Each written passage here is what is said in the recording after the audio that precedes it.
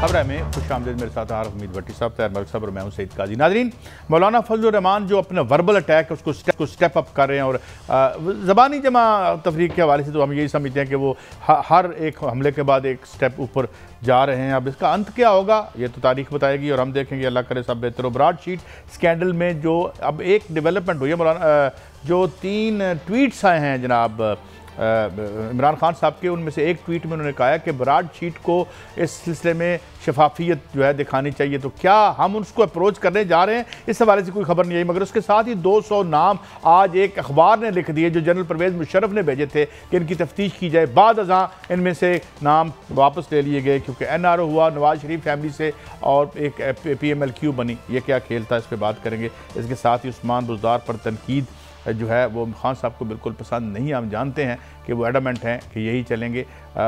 ये सवाल से कैबिनेट में भी शायद कोई बात हुई है। और साथ साथ अमेरिका ने बरमला ईरान को कहा है कि वो अलकायदा का गढ़ है। क्या कुछ कहानी और खेल दिखाना चाहता है ट्रंप जाने से पहले, या ये क्या सिलसिला है? भट्टी साहब, मगर मैं आता हूँ पहले तो मौलाना फजलुर रहमान साहब कहते हैं जी GQ के सामने हम धरना देंगे, अपनी ज़िद पर हम कायम है। भट्टी साहब, बात खुदा दा वैर होता है, पंजाबी में कहते हैं, ये किस तरफ जा रहे हैं? बिस्मिल्लाहिर्रहमानिर्रहीम। नहीं कहा साहब, मेरा ख्याल है मौलाना साहब ठीक जा रहे हैं। जब कानून और हुकूमत ये समझती है कि मौलाना साहब जो कुछ गुफ्तगू करते हैं वो गैर आइनी नहीं है, गैर आइनी या गैर कानूनी होते तो वो हुकूमत मुकदमा दर्ज करती। मैं ये एक आइन और कानून की नहीं बात कर रहा, मैं हुकूमत के रवैये की कर रहा हूँ। मौलाना साहब ने हर रेड लाइन क्रॉस कर ली, अखलाकियात का जनादा निकाल दिया, गुफ्तगू का जनादा निकाल दिया, अदारों का एहतराम या इज़्ज़त या उन पे फॉलो करना तो दूर की बात, उन्हें पाँव पे रोंदा। लेकिन हुकूमत की नीम रजामंदी, मुझे ऐसा लगता है हुकूमत चाहती है कि मौलाना साहब बोलते रहे ताकि उन्हें इस्टेब्लिशमेंट साथ मिलाए रखे। मलक साहब, इससे माफ़ी ना, मुझे माइंड ना कीजिएगा, मैं अपनी राय दे नहीं बड़ी आपकी मतलब है क्योंकि अगर कोई गैर कानूनी मौलाना काम कर रहे हैं, गैर आइनी बात कर रहे हैं, जिसे आइन ने तहफ़्फ़ुज़ दिया, उन अदारों को टारगेट कर रहे हैं, तो फिर उसके खिलाफ कार्रवाई करना हुकूमत की जिम्मेदारी है। ऐसे लगता है कि जैसे मतलब जबानी जमा तफरीक में गल पै गए हैं। जरा सुनिएगा, मैं पहले थोड़ी सी बात कर लूँ। आज तो को पता चले ना कि उनकी अपोजिशन क्या कर रही है और हुकूमत क्या कर रही है और अदारे जो न्यूट्रल है उनके साथ क्या हो रहा है और उसका जिम्मेदार कौन को। ना खाली मौलाना को आप इसका जिम्मेदार नहीं ठहरा सकते। उन्होंने हद क्रॉस की, कानून तोड़ा। आपका काम था कानून को हरकत में लाते और आप गिरफ्त पर्चा दे देते। अगर नहीं, हुकूमत, इसका मतलब है इस पर खुश है बीच में से कि ये चलती रहे लड़ाई, हमारा थोड़ा सा वेट रहे, क्योंकि हमारी नंबर गेम नहीं है। एक छोटी सी मिसाल है कि एक मोहल्ले का बच्चा हर एक को गालियाँ देता है। वो मेरे जैसा कमज़ोर आदमी जाता है, उसको भी वो 5-6 गालियाँ दे देता। वो बंदा उसको टॉफ़ी निकालता है और साथ 1 रुपया देता है, कहता है ये ले बच्चे प्यारे, माशाल्लाह बहुत सुना। आप जैसा साहिब इल्म कोई पास होता है, कहता है कि बेवकूफ़ी की को ना को गाला खादी हैं, तू ओनू झाड़ा खादी हैं, उन्हें तेन बच्चे ने तेरी बेइज्जती की है, तो तू इनू टॉफ़ी भी दे रहा है, रुपया दे रहा है। वो मेरे जैसा बाप भी कहता कदी मैं तो वहाँ माड़ा, मैं तो अगे बोल नहीं सकता। लेकिन किसी ना किसी यह हरकत नहीं जारी रही तो बड़े लोके रखेगा। अब एस्टैब्लिशमेंट पता नहीं किसका इंतजार कर रही है कि ये किसको गाली दे और वो कार्रवाई करे। मुझे एस्टैब्लिशमेंट तो जाहिर है उसको तो बड़ी एक मुश्किल पोजीशन में डाल दिया उन्होंने। नहीं, उधर तो DG ISPR फोरम तो है नहीं कि फैसला कर सके। नहीं, DG ISPR ने खुद फरमाया था कि हमें तशवीश है इस पे हमारे इदारे को।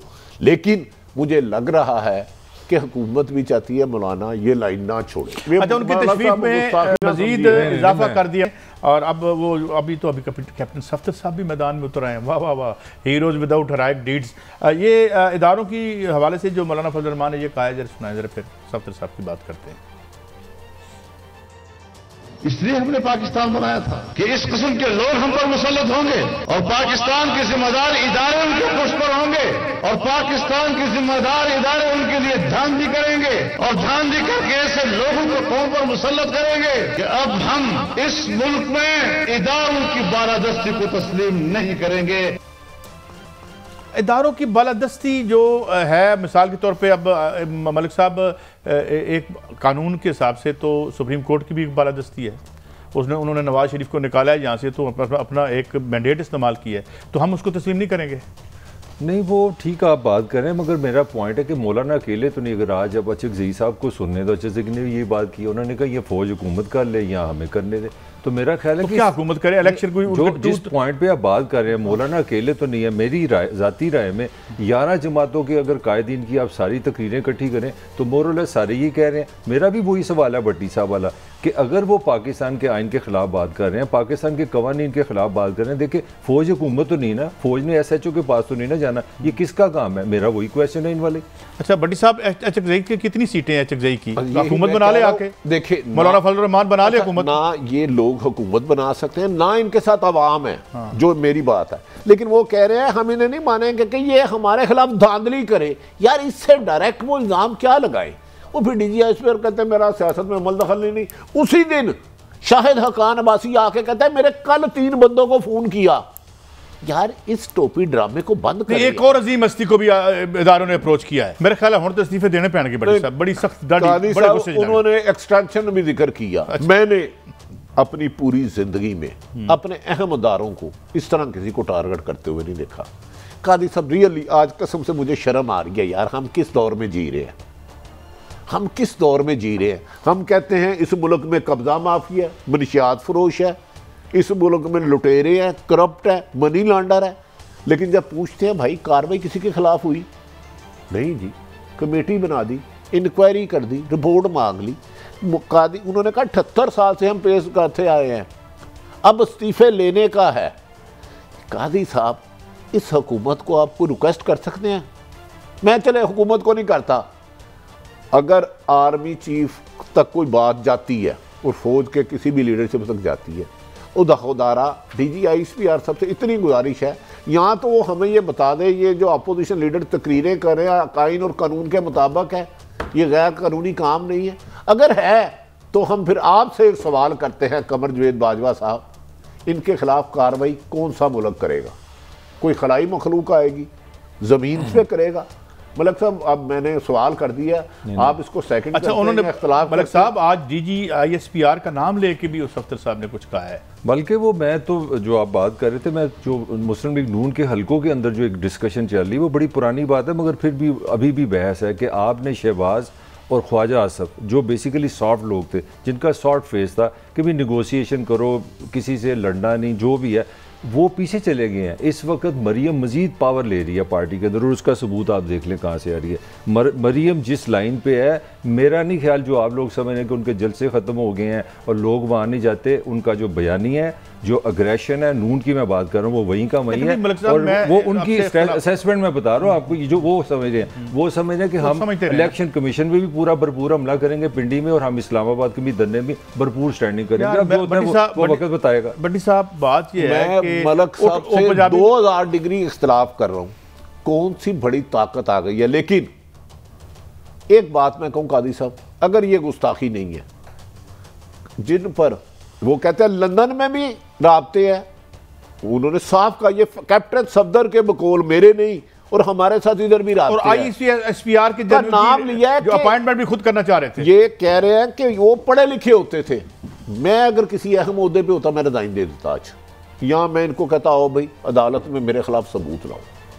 यार आपने तो ये खुद कितने बड़े एकेडमिक हैं, ये भी तो बताएं ना, ये क्या पढ़े हुए हैं? खुद मार्क टैली है, क्या किया हुआ? एक कैप्टन थे, शादी हो गई, भट्टी साहब एक थोड़ा सा, और उससे पहले इन्होंने कितने अरब थे मुझे नहीं पता, मैं नहीं जानता। लेकिन मलक साहब वैसे सीरियसली जिस तरह ये अदारों को टारगेट कर रहे हैं, ईमान से ऐसे मैंने रजाकारों को भी टारगेट होते आप बिल्कुल बजा कर, जैसे हमें आपका यार वो दानिश टारगेट करा, नाम नहीं आगे पूरा लेना। नहीं मैं वो समझ गया, वो हमें इससे ज्यादा कर रहा है। प्रोग्राम की बात मनी लॉन्डर भी है, फ्रॉडिया भी है, जालसाजी भी, लेकिन आप उस पर नहीं जाना। लेकिन जिस तरह ये अदारों को कर रहे हैं, मुझे लगता है कि मैं फौज में होता थोड़ा सा तो मैं इस कौम के लिए जहाद ना करता, मैं अपनी गालियां खाने के लिए कर रहा हूं। यार मेरे पल्ले ही नहीं, उसने कैप्टन सफदर की गुफ्तगू। नहीं भट्टी साहब मैं आपको थोड़ा सा यहाँ पे तंग करना चाह रहा हूँ। एक मिनट मुझे दे दे, मेरा मैं थोड़ा सा आपको तंग करना चाह रहा हूँ। इनको एक खातून की किक पड़ी हुई है, फ्लाइंग किक, हंसता रहे हैं ये। अच्छा मैं फिर बहादुरी के किस्से बताऊं, लेकिन मुझे अफसोस है कि मेरी हुकूमत सोई हुई है, मेरे मुल्क के अदारों पर कीचड़ उछालने वाले तो जाग रहे हैं, मगर कानून पर अमल दरामद करने वाले बेहोशी में है, कोमे में है। भट्टी साहब, मैं आपको तंग करने के लिए एक सवाल करना चाह रहा हूँ। आप कह रहे हैं कि वो कह रहे हैं हमारे राब्ते हैं, मुझे बताएं अगर राब्ते नहीं है तो हकान अब्बासी किस तरह लंदन किस तरह चला गया? वो मोटरसाइकिल पे चला गया, अंडरग्राउंड चला गया, किसी की तो इजाजत से गया। मैं इनकी बात में कुछ हकीकत समझता हूँ, तो मुझे इनके लिए झूठ क्यों बोलूं या इस हुकूमत के लिए झूठ बोलूं जो इंसाफ जिसने नायाब कर दिया इस मुल्क में? नहीं, सवाल तो फिर ये है ना कि नवाज शरीफ, अब तो फवाद चौधरी साहब ने कहा कि ये तफ्तीश करें कि नवाज शरीफ किसके कहने पे भट्टी साहब इसका दूसरा एंगल भी देख लें। राब्ते क्या हैं? रिश्तेदारों के घर के दरवाजे के बाहर बैठे होते हैं। ख्वाजा आसिफ और जी मैं तो फोन कीता सी जान छड़ाई है, औकात आपकी ये है। कैप्टन सफदर का बड़ा अच्छा जुमला, उन्होंने कहा है जुबैर को 7-7 घंटे के लिए क्यों बुलाते थे? 7 घंटे कोई किसी के घर चंदा लेने नहीं जाता, माफी चाहता हूँ।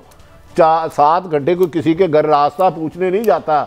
अगर आप किसी को इतनी देर बैठा रहे हैं तो आपके उनसे गप है, आपकी उनसे कोई बातचीत चल रही है। मैं जाती तौर पर ये बात सुनी है मैंने, वो बड़े हमारे मोहतरम है कि उनके पुराने एक फैमिली रिलेशनशिप हैं, वो किसी से भी हो सकते हैं। मगर सवाल ये है कि आप उस वक्त तक तो आपकी टोन बड़ी हुई जिस वक्त तक आपका ख्याल था कि आर्मी इनको निकाल के हमें ले आएगी इनके मुताबिक, और आज इसलिए गालियां दे रहे हैं कि थोड़ी गाल नहीं मनते। मतलब आप राब्ते करें, तरले करें, जान छुड़ाएं, NRO मांगे, परवेज मुशर्रफ से NRO लेके अब बाहर चले जाएं, वो ठीक है। अच्छा मेरे कादी साहब, अब आपसे एक क्या सवाल। मलक साहब तो अपनी एक चोर घर में रोजाना चोरी कर रहा है और थानेदार भी जाग रहा है। चोर ज्यादा मुल्ज़म है कि थानेदार उसको पकड़ नहीं रहा, वो रोजाना चोरी करके ले जाता है। अगर ये थानेदार बड़ा मुल्ज़म है तो बस इतनी मेरी, मैं आपको ना आज चाय पिलाऊंगा, क्योंकि यार असल बात है चोर का काम तो चोरी करना है, थानेदार का काम चोरी रोकना है और वो नहीं रोक रहा। एक एंगल मिस कर गए। मैं बिल्कुल समझता हूं कि जो SHO है वो ज्यादा मुजरिम है, मगर उससे बड़ा मुजरिम वो है जो उस चोर पे उम्मीद लगा के बैठा हुआ है कि ये SHO को ठीक करेगा।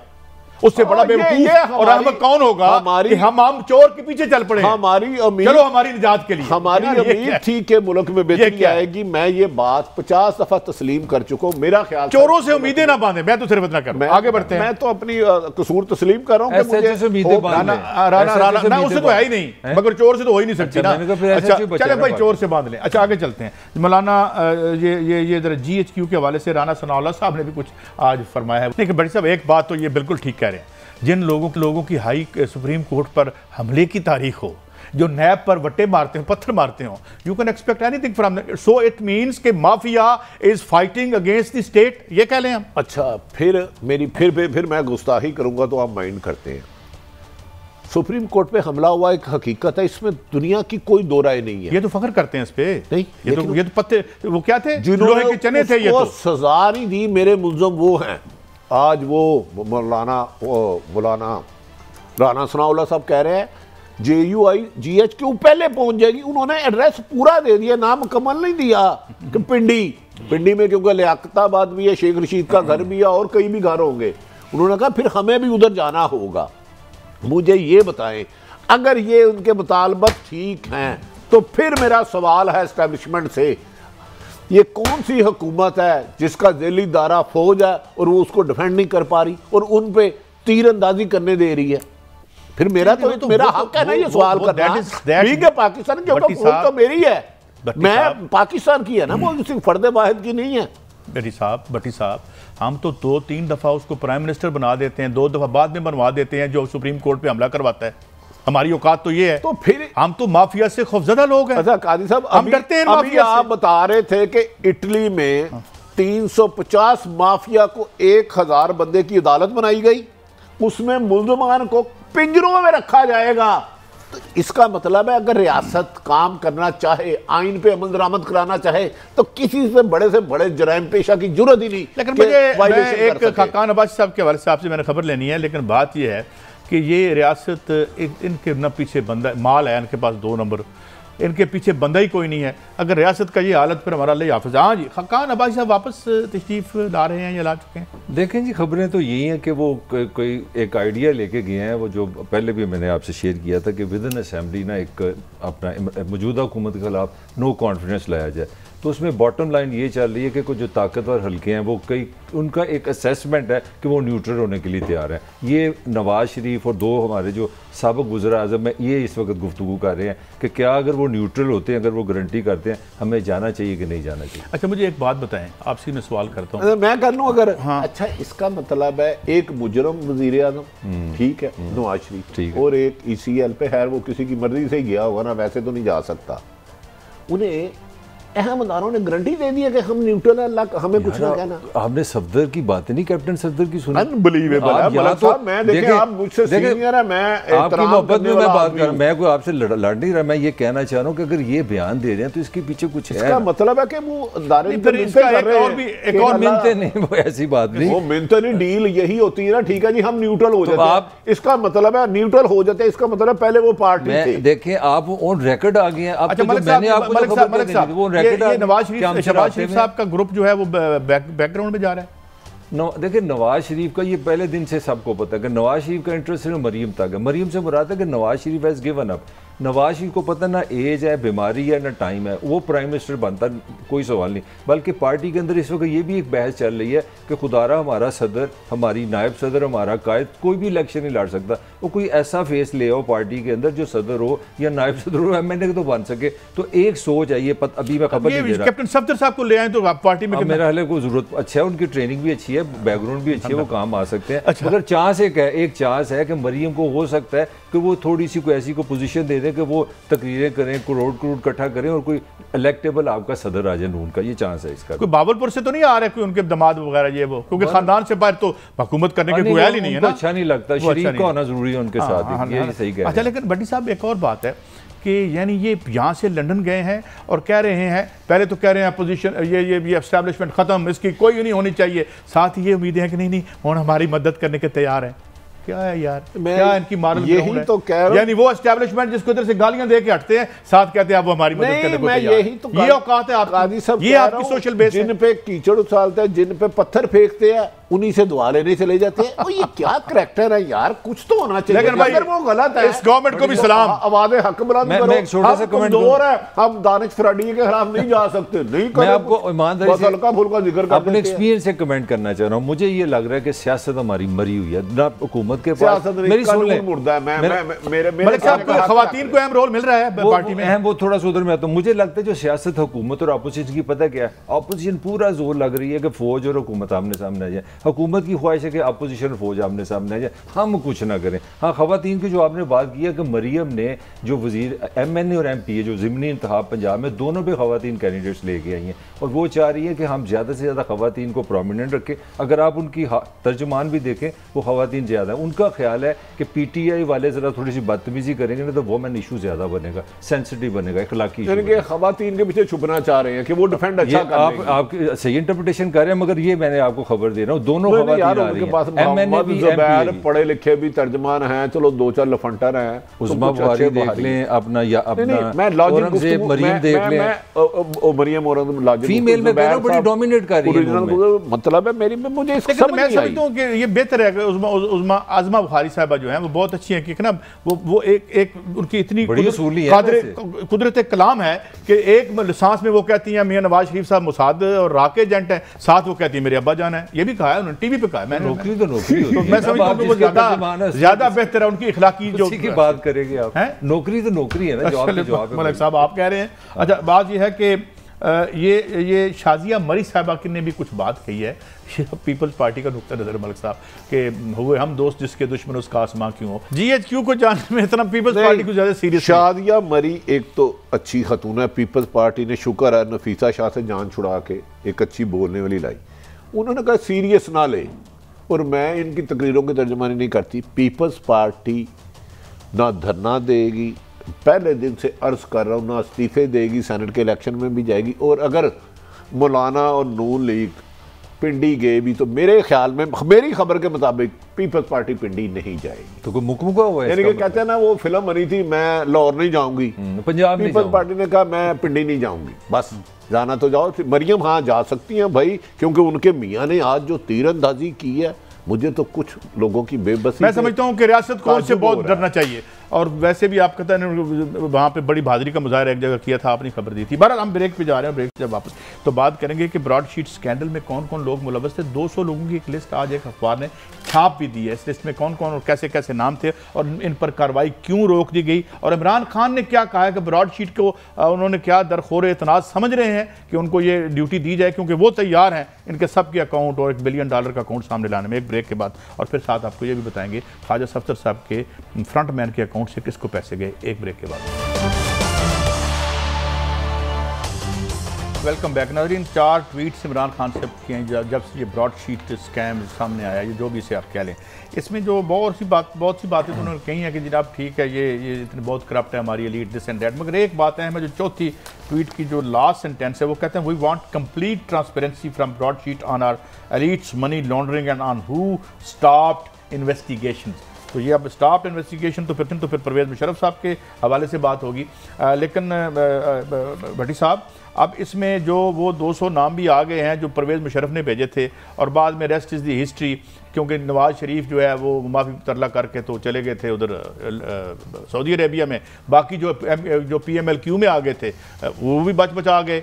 तो अब क्या आपको लगता है कि इमरान खान साहब इनको परस्यू करेंगे और ब्रॉडशीट को कहेंगे कि हमें बताएं वो $1 बिलियन के करीब रकम सऊदी अरब से किसकी थी और कैसे इधर आई, और बाकी लोगों के नाम किस किस के हैं? काजी साहब, गुजारिश ये है, मैं जब से पैदा हूँ मैंने यही सुना है कि इस मुल्क को लूट के खा गए, मनी लॉन्ड्रिंग होती है। मैं उन शख्सों को जानता हूँ ज़ाती तौर पे जो मनी लॉन्ड्रिंग करते हैं और करवाते हैं। कब्ज़ा ग्रुप की भी बात सुनता हूँ, राशियों करप्शन लोगों की, हराम खाने वालों की भी बातें सुनता हूँ, लेकिन मैंने इस मुल्क में किसी को सजा होते हुए नहीं देखा। मोहतरम वज़ीर-ए-आज़म इमरान खान साहब अच्छे आदमी है, मैं खुद आज वो कह रहा हूँ। ऐसे बयान वो 1 करोड़ दे चुके हैं। ना कब्ज़ा माफिया को छोड़ूंगा, कोई 2 महीने पहले कहा था उन्होंने। लाहौर में कितने कब्ज़ा माफिया के हुए। और दूसरी बात, वज़ीर-ए-आज़म साहब, ब्रॉडशीट में यकीनन 200 बंदों के नाम गए, उनकी तहकीकात होनी चाहिए। एक खबर मलक साहब मैं आपको दे देता हूँ, प्लीज़ इसे काउंटर चेक करें। ठीक। इस्लामाबाद से आई शख्सियत सरकारी है, नाम नहीं लूंगा ना जमात का लूंगा, हुकूमती नुमाइंदे के। यार ये छोड़ दें इसको। एक इस्लामाबाद से आई शख्सियत 4 दिन से लाहौर में डेरे डाले हुए हैं उसने, और कह रहा है जितने मर्जी MPA लाओ, पैसों की परवाह ना करो, इन्हें बोलो कितने पैसे लेने हैं। ये किन को ऑफर लगा रहे हैं? MPA किन के? MPA को ऑफर लगा रहे हैं। 4-5 दिन से लाहौर में डेरे हैं। मेरा ख्याल है आप तो समझ गए, सेनेटर का इलेक्शन के हवाले से तो नहीं है। आपका नाम बताऊं?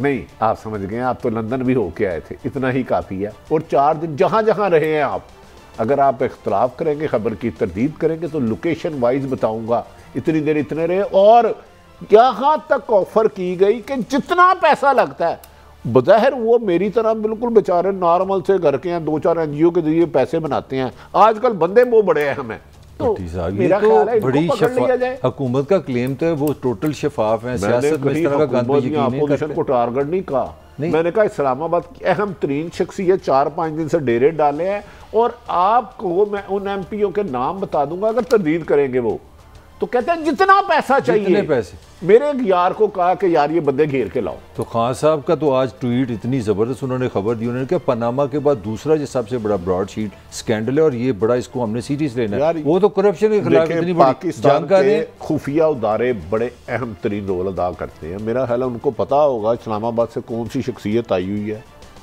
वो लंदन भी गई थी, वो किस किस से राब्ते कर रहे हैं। और पैसों की कानी साहब लिमिट नहीं है कि 1 करोड़ 2 करोड़ 5 करोड़, जितने पैसों की परवाह ना करें बंदे लाएं।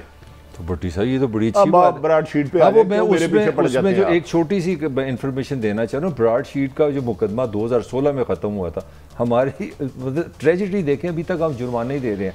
अभी भी उन्होंने कहा है $3 मिलियन आपने मजीद देने हैं, अगर आप नहीं देंगे तो $5000 a डे, $1.5 लाख महीना डॉलर हमें अभी भी जुर्माना हो रहा है। और तीसरी जो बड़ी अहम बात है, हमने सोच रहा है ना कि 29 मिलियन हमने तकरीबन 4.5 अरब रुपया दिया उसको, 20 मिलियन, जो तकरीबन भट्टी साहब 3 अरब बनता है, वकला का खर्चा जो भी आप समझा रहे थे, वो भी मेरे टैक्स से गया। सवाल का जवाब दें।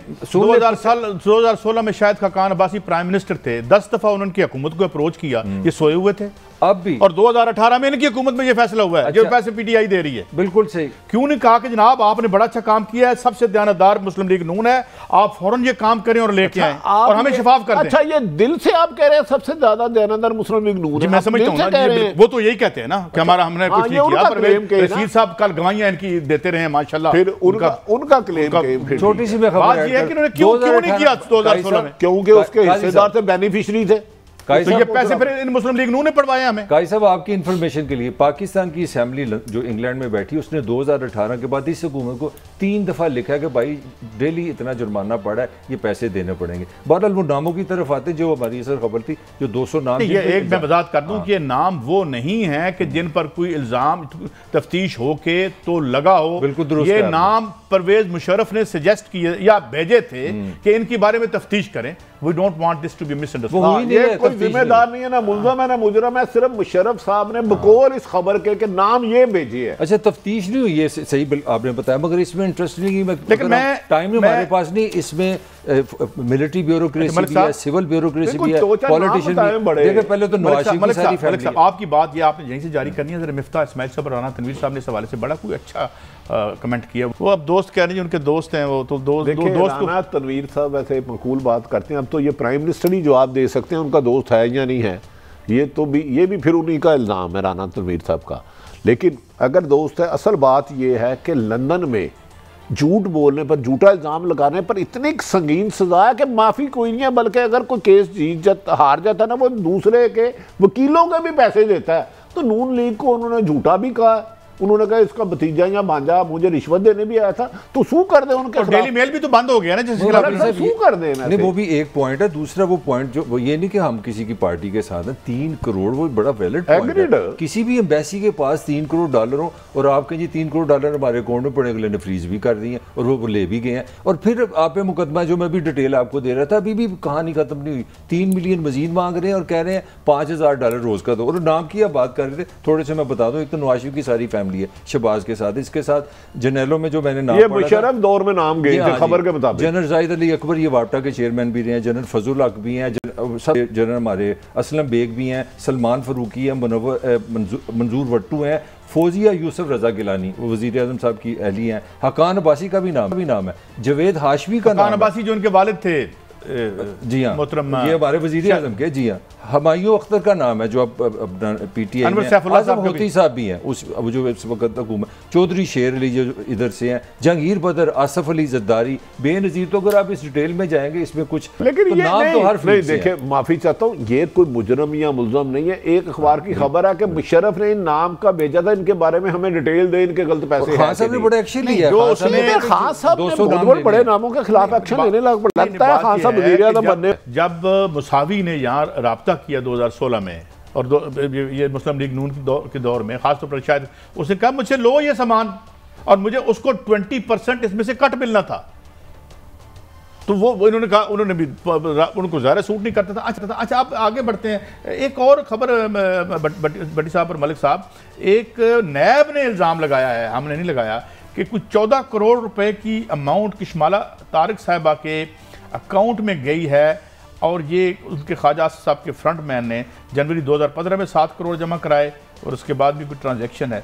ये तो यकीन करने को दिल करता है आपका? नहीं, दिल की बात नहीं। देखे, हमने तो जो ये तो इल्ज़ाम है ना जी नैब का, उन्होंने इसका कोई एविडेंस होगा ना, वो मैं भट्टी साहब से भी एक सवाल करना चाह रहा हूँ। मगर बड़ी एक मेरे लिए, अपने लिए भी बड़ी बात है कि पाकिस्तान में इतने अच्छे हम लोग हैं कि हम एक दूसरे को 14 करोड़ रुपए ट्रांसफर कर देते हैं। भट्टी साहब, आपकी तो तारिक किशमाला साहब से एज ए जर्नलिस्ट, सॉरी, बड़ा अच्छा है आपका एक उनसे अच्छी, आप क्या समझते हैं कि ये वाकई इतने करोड़ रुपए? लेकिन मैं नहीं समझता कि ख्वाजा आसफ साहब हमारे भी बुजुर्ग है, वो तो किसी को बुहार नहीं देते। 7 करोड़ का है ना? नहीं, 5 करोड़ एक है ट्रांजैक्शन और टोटल 12 करोड़ रुपए मुंतकिल किए। तो उनका जो उन्होंने फ्रंट मैन जो उनके ना जनवरी ये जो अच्छा ये फ्रंट मैन ये कैसे साबित हुआ कि उनके फ्रंट मैन है? लेकिन इसका मतलब कह रही है ना, ये तो जॉइंट अकाउंट उनके नैब कह रही है। नैब इसका मतलब है फिर आने वाले दिनों में फ्रंट मैन को भी पकड़ेगी। और यकीनी बात है, ये बात क्लियर होनी चाहिए। इतनी बड़ी अमाउंट या उधार दी है, कैसे दी है, ये तो अब वही बता सकते हैं ना ख्वाजा साहब।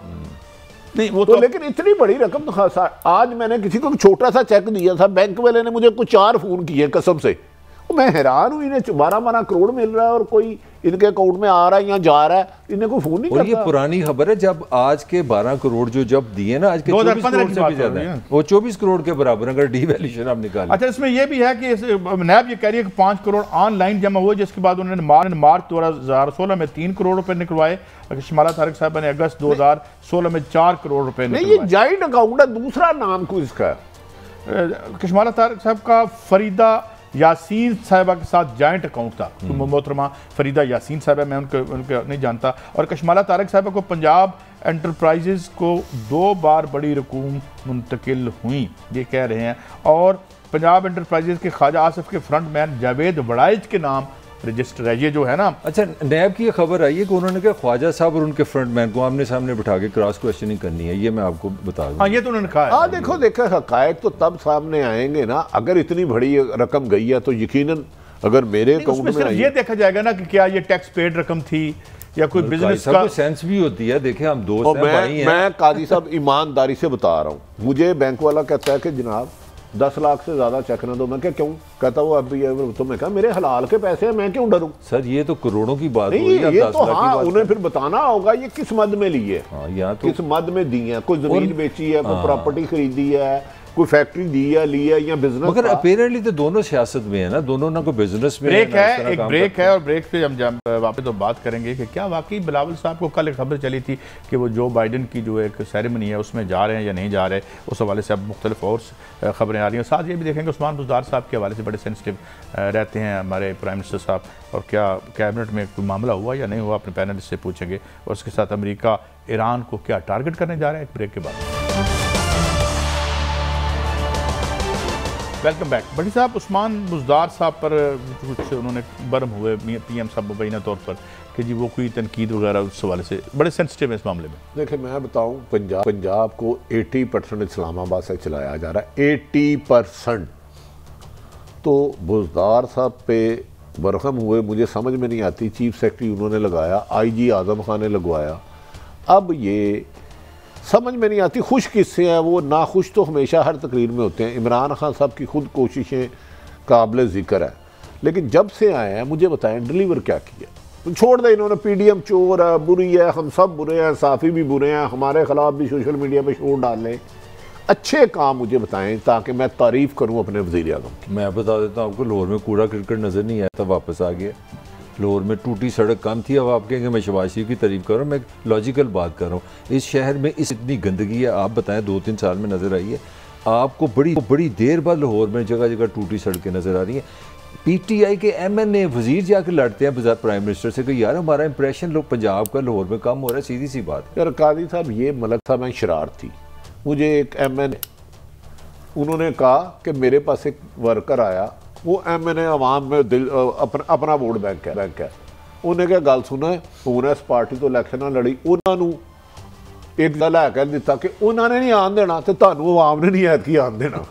बस इन्नी गल ही कहूँगा, बाकी हिस्सा खबर उनको उन्होंने नहीं आने देना और आपको अवाम नहीं आने। हाँ, चले अब देखते हैं। तीसरी तो फिर हमारी प्यारी पीपल्स पार्टी बची है। बहरहाल चलें आगे बढ़ते हैं। ये मैं उस MNA की बात बता रहा हूँ, अपनी नहीं भाई। अच्छा मलिक साहब, ये अमेरिका ने आज पंपियो ने जो है फिर ईरान पर MNA भी वो गुजराला रेंज का, आगे चलो।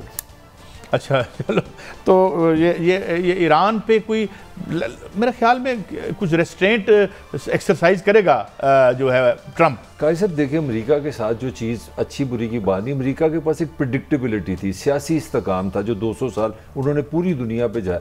इस वाक़े के बाद जब उन पर हमला हुआ उनकी कैपिटल हिल असेंबली में, अमेरिका का कॉन्फिडेंस नहीं। अब अमेरिकी डर रहे हैं कि कहीं जिस दिन वो हल्फे वफादारी होगी लोग वहाँ पे अपना बंदूकें ले FBI ने कहा है कि उधर जो कैपिटल हिल पे हुआ उससे 100 गुना ज्यादा पुरतशद्दद हो सकते हैं। उन्होंने वाशिंगटन में दाखिला ही बंद कर दिया 4 दिन के लिए। ईरान नया इशू कर दिया 15,000 उन्होंने गार्ड तैनात कर दिए हैं। ये मैं जाते जाते बात करूं, इतनी सियानी जो है वो, मैं एक हमारा पंजाबी का मुहावरा है नथिंग, वो कहते हैं ना कि बंदर के हाथ में माचिस दे देना। तो अच्छा, बिलावल साहब को भी दावतनामा आया है या वो दावतनामा खरीदा? इस पे क्लैरिटी नहीं है। वहाँ पे 2 तरह के दावतनामे, एक तो हुकूमत खुद बुलाती है, एक है आप बाय कर सकते हैं अपनी seat. To be honest with you, Peoples Party ने भी कोई पोजीशन नहीं ली ना। इन्होंने बताया कि हमें दावतनामा आया या हम सीट खरीद रहे हैं। ये गलत होगा अगर हम इल्ज़ाम लगा दें कि उन्होंने सीट खरीदी है। पर यहाँ पे ऑप्शन है, अगर आप लेकिन एकदम से खबर आने के बाद डिसअपीयर होगी तो इसका मतलब है कि दाल में काला है, सीधी सी बात। देखिए चलें, Peoples Party should come on that. मगर सवाल ये है कि इस सवाल के साथ कल फिर हम डिस्कस करेंगे कि ये जो GHQ इस हवाले से जो गुफ्तगू हो रही है, इसका आखिर मंतकी अंजाम क्या होगा। कल फिर मिलेंगे। अल्लाह हाफिज़।